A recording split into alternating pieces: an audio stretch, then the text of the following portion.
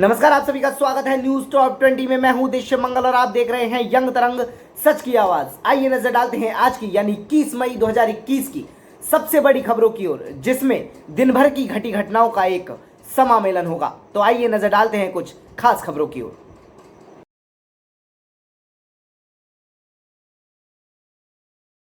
PM Modi ने की doctor और फ्रंटलाइन वर्कर की तारीफ, कहा जहां बीमार वहीं उपचार। कोरोना से जारी जंग में सफलता की ओर बढ़ रहे बनारस के कोरोना योद्धाओं से प्रधानमंत्री मोदी ने शुक्रवार को किया सीधा संवाद। कोरोना वायरस पर डॉक्टरों से बात करते हुए भावुक, कहा वायरस ने अपनों को छीना।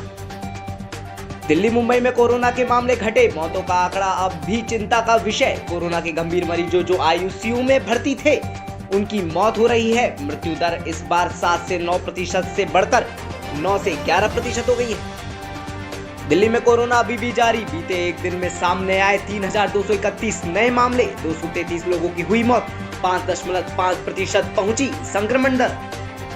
कोविड टेस्ट पर सरकार का बड़ा यूटर्न, आरटीपीसीआर टेस्ट का लक्ष्य 70 से घटाकर 40% किया गया। सरकार अब 60% टेस्ट एंटीजन पर निर्भर करेगी। डॉक्टर हर्षवर्धन की कोरोना पर चर्चा आज, केंद्रीय स्वास्थ्य मंत्री डॉक्टर हर्षवर्धन ने की आज कई राज्यों और केंद्र शासित प्रदेशों अधिकारियों के साथ बैठक। इस बैठक में गोवा, छत्तीसगढ़, हिमाचल प्रदेश और पुडुचेरी के स्वास्थ्य मंत्री और अंडमान निकोबार आइलैंड, चंडीगढ़, दादरा नागर हवेली, दमन और दीव, जम्मू कश्मीर, लद्दाख और लक्षद्वीप के राज्यपाल शामिल हैं। भारत में कोरोना टीकाकरण की रफ्तार और धीमी पड़ी।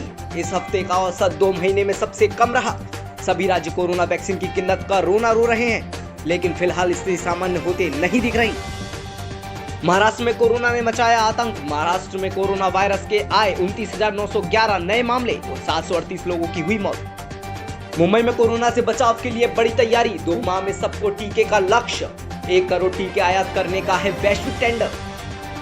ऑस्ट्रेलिया में रह रहे भारतीयों ने अपने देश के लिए उठाया बड़ा कदम, बड़ी मात्रा में भेजे मेडिकल उपकरण।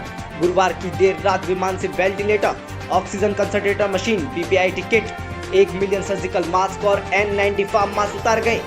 इसमें 1056 वेंटिलेटर, 60 ऑक्सीजन कंसंट्रेटर और अन्य मेडिकल उपकरण शामिल हैं। कोरोना का कहर हुआ कम, ब्लैक फंगस ने बढ़ाई चिंता। महाराष्ट्र में 90 मौतें, दिल्ली एम्स अलर्ट।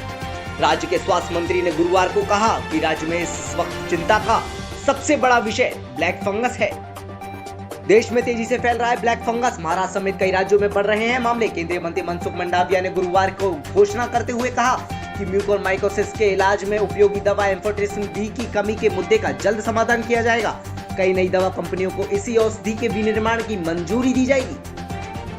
तटरक्षक बल ने बंगाल की खाड़ी में कई मछुआरों और नाविकों को लौटने की दी चेतावनी। ताउते तूफान की तबाही के बाद अब यास चक्रवाती तूफान का खतरा मंडरा रहा है। यास तूफान मचा सकता है तबाही। बृहस्पतिवार को जारी आधिकारिक बयान के मुताबिक अगले 72 घंटे में तूफान के और मजबूत होने की संभावना है। पंजाब के मोगा जिले से आई बड़ी खबर, पंजाब में MiG-21 हुआ क्रैश, पायलट की हुई मौत। हादसा गुरुवार देर रात को हुआ, उस समय फाइटर प्लेन अपनी रूटीन ट्रेनिंग उड़ान पर था। पश्चिम बंगाल में भाजपा सांसद अर्जुन सिंह पर CID का शिकंजा, 25 मई को पेश होने के लिए कहा गया।